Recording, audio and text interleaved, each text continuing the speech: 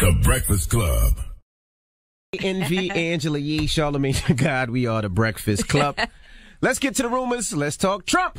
It's about time. What's going on? Rumor report. Rumor report. This is the Rumor Report. Talk to him. With Angela Yee on the Breakfast Club. So the news is that Chrisette Michele is set to perform at Donald Trump's inauguration. Crickets. Now, allegedly, she's been planning this for about a week, but it's been a secret because her whole camp is scared of the criticism that she'll get once everybody found out, which they have found out now. I saw Questlove tweeted out that he would pay her to not perform at inauguration. Crazy. I was looking at who is actually going to show up and perform, and it looks like some struggle. Who is it? Oh. All right, so we see the Rockettes are going to be there. Toby Keith is going to be performing. Also, I see... actually, Chrisette Michele was supposed to perform with singers Travis Green and Jonathan McReynolds and Ty Tribbett. That's who she was on BET's Celebration of the Gospel with, but they turned it down. I don't know anybody you named just now except for the Rockettes and Toby Keith. And the Rockettes, it's not even Christmas time. Sam Moore. Never heard of him. He's an 81-year-old Motown singer. And Lee Greenwood. And I don't know who that is. And also Bruce Springsteen's cover band, the B Street Band, Jesus Christ, was supposed to perform, but they actually withdrew because the real band for Bruce Springsteen actually had a problem with that, so they just withdrew from that. Listen, you can tell the popularity. This ain't going to be a good party. You can tell the popularity of a person based off how people react to them. Like performing at Trump's inauguration. People like Chrisette Michele. Oh, I don't care. Y'all can have her. But do they get paid? Yeah. Oh, if they get paid, Chrisette might need the money. So little budget? Oh, but you know what, though? She might even use the stage to make a stand or protest something. Well, she said that she would perform as long as she could do an R&B set.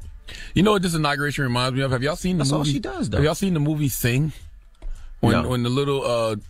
whatever animal he was looking for performers, looking for animals to perform to save his theater. That's what this movie. How old are you, man? What you mean Sing just came out? You got kids? You need to take your kids to see Sing?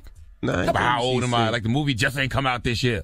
Shut up. Or last year. I ain't see Sing. All right. We passed on that one. Well, they should do a cartoon about trying to find some people to perform at inauguration. That's what it feels like. It really feels like this. All right. Chance the Rapper's little brother, Taylor Bennett, has finally said that he wants to live his truth. He said, "My birthday is tomorrow, and moving into next year, I'd like to be more open about myself to help others that struggle with the same issues." He looked just like Chance, too. Show the picture again, the first picture. Oh, my goodness. We're on revolt. That's his brother. I know they had put up a meme saying that his brother's name is Possibility. I don't know. That's funny. Why the possibility? He said, "Growing up, I've always felt indifferent about my sexuality and being attracted to one sex. And today I would like to openly come out to my fans. I do recognize myself as a bisexual male and have always openly supported the gay community and will keep doing so in 2017. Thank you." So he likes men and women. Yes, he's bisexual, both. So it's a 50-50 chance that he could be with a man or a woman. Correct. What you're saying. Right. Okay. Got you. Yeah, or he could be with both at the same time. Okay. If he so chose. Hi, I'm Chance the Rapper. This is my brother, 50-50 Chance the Rapper. All right, and some celebrities are thanking our President Barack Obama as he gets ready to leave office. He free Big Meech. Including Carmelo Anthony, Chance the Rapper, Donald Glover, and Usain Bolt. Here they are. The big thing he gave was just hope. We jumped some barriers when Barack Obama got into the chair. President Barack Obama, to me, is the perfect introduction to hard work as a man. It was really nice to have a president who understood bravery. I really look up to him, and the fact that he was a fan also. He was a fan. It'll be cool to tell, my grandkids about it, kind of thing.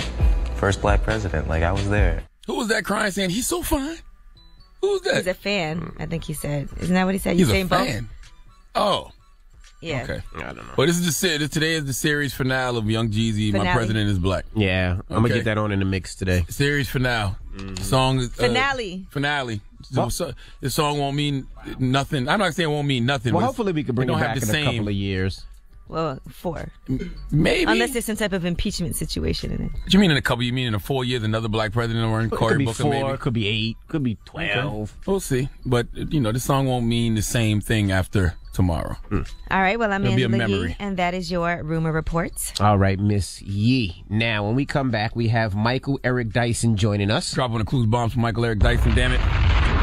and I want everybody to feel like they can participate in this conversation. Now, explain to the people who Michael Eric Dyson is for people who don't know. Michael Eric Dyson is an author. He's a former professor at Princeton. Yes, Princeton. I believe it was. Somebody hit me up on Instagram yesterday, and they said, "Oh, Michael Eric Dyson again, huh? Another whitey hater on the Breakfast Club." He is not a whitey hater at all. Okay, he's got a book out called "Tis We Can't Stop: A Sermon to White America," and he just speaks his truth.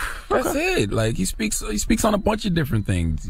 You may agree with some things, you may disagree with some things, but I think he's a very great brother, and I think he's somebody that everybody should listen to. Okay. We'll get into that next. Keep it locked. Don't go anywhere. It's the Breakfast Club. That was Drake. Now let's get into some front page news. Now let's talk Obama's final press conference. Yeah, so Obama had his parting words, and he's been having a lot of these, by the way. Well, this is his final news conference at the White House. He's like you with birthday parties, actually.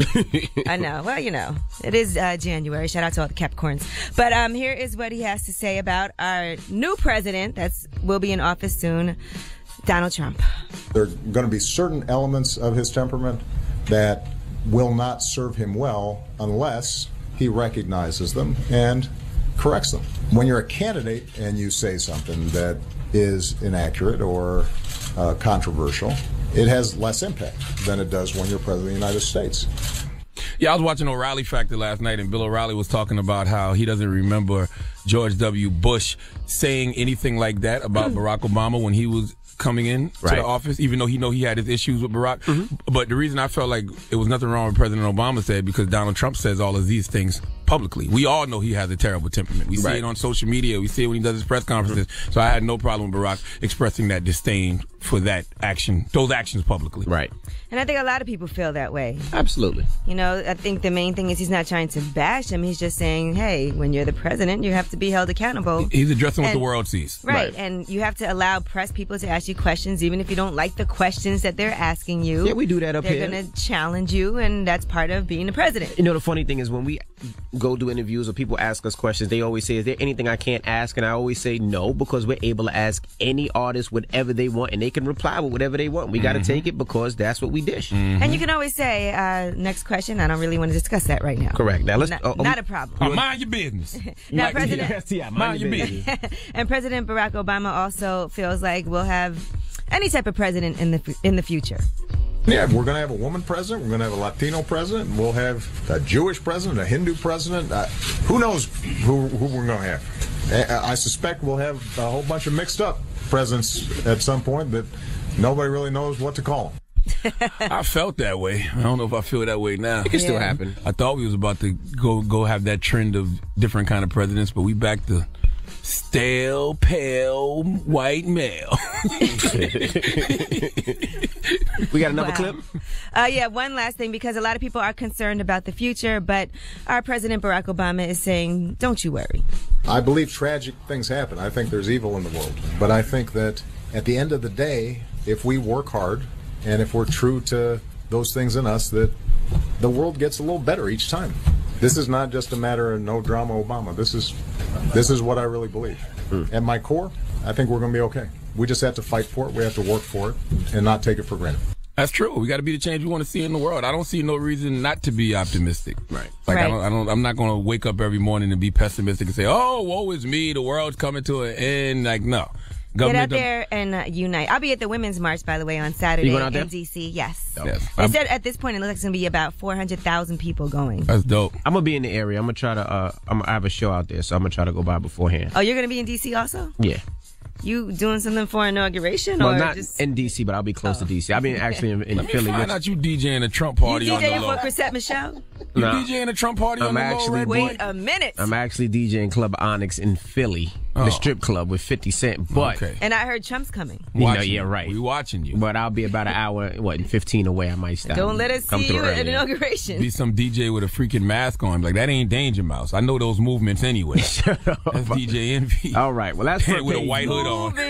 That's front page news. Tell them why you mad. 800-585-1051. If you're upset, you need to vent. Call us right now. Maybe you had a bad night, a bad morning, whatever it may be. 800-585-1051. Tell them why you mad. It's the Breakfast Club. Good morning.